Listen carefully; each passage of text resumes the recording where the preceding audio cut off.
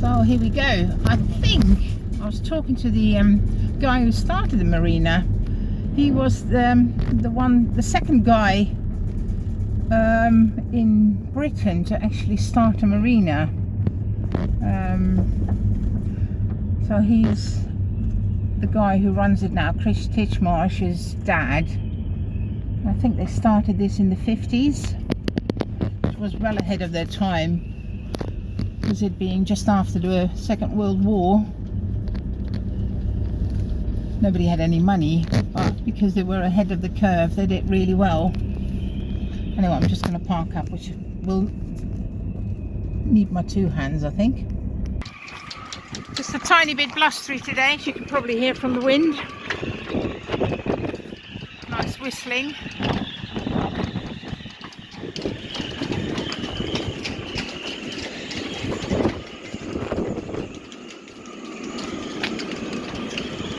These are all the boats that are for sale, this row, and then the rest is just winter storage, really. Must be a lot of money coming in this marina, because you pay per foot. And well, bloody hundreds of the boats, so kind of easy money, I think. Well, once you've got the space for it. A couple of camper vans, some smaller bits and pieces, but yeah, loads of the bloody things. So right at the back of the yard is where we're working. Ian's just getting out of his car. I was hoping to get here before him. That's the workshop container, and that's the tent we're working in. I think he's opening it. I'd better do the container then. Who pays the organ grinder, eh? Can you sing a song? I don't know, can you sing? Please do.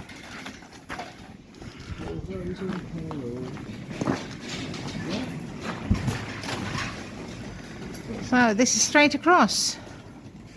What's left of it? What's left of it, yes. We've been taking it apart and then putting only tiny bits back.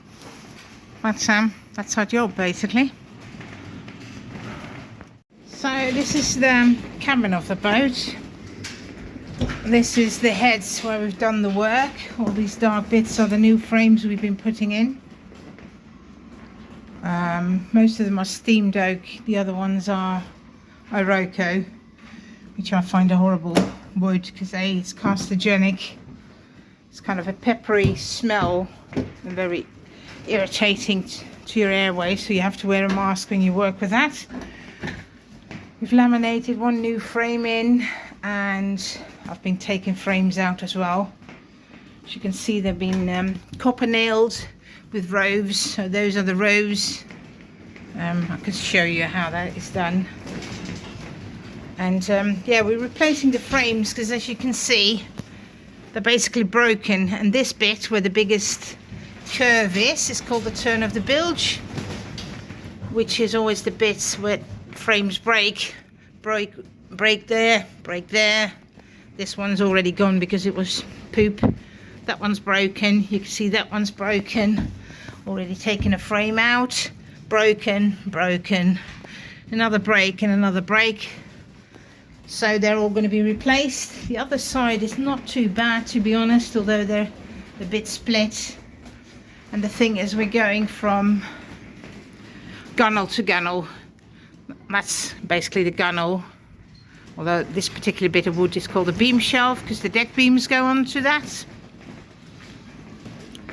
So we go all the way around to the other side, making it a lot stronger, and we're actually doubling them up as well, so there's going to be two next to each other, which is called sistering up the frames, because it's all girls in here. Well, hey, can't be bad. Anyway, so that's what we're doing today. So the place we're working in is the cabin, where there's two bunks. This is the lounge area, where there's the net where the table hangs. And this is the kitchen bit, where everything's come out, the cooker and the oven and the drawers and everything else, because all this furniture probably has to come out as well, because again, there's frames there which are broken, And yeah, luckily I don't have to take the furniture out because I wouldn't have a clue how to mark them up. I probably would do, but it's just a lot of time and faff. That's a water tank there. Not sure what's on the other side, but I'll find out. And yeah, as we go out through the door, there's the outside area and the helm station. The wheels come off because he's got a nice wooden wheel and he's always scared of that being stolen. We've already taken the roof out there. And as you can see, there's quite a big cockpit area.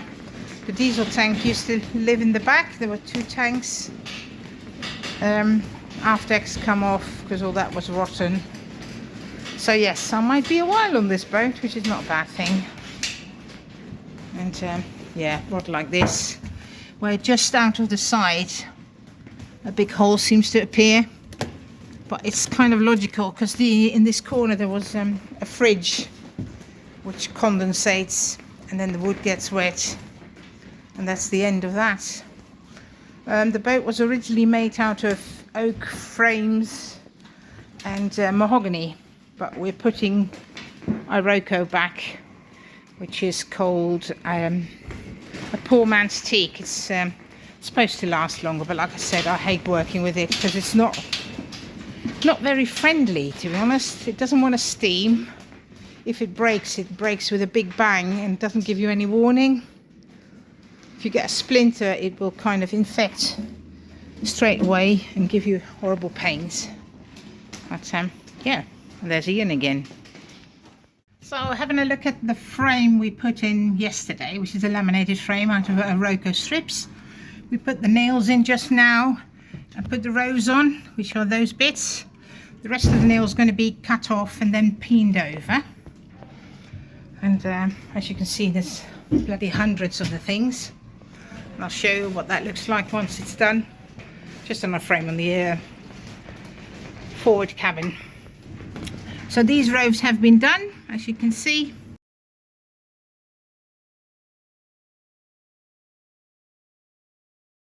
That's basically the clenching up and holding the boat together.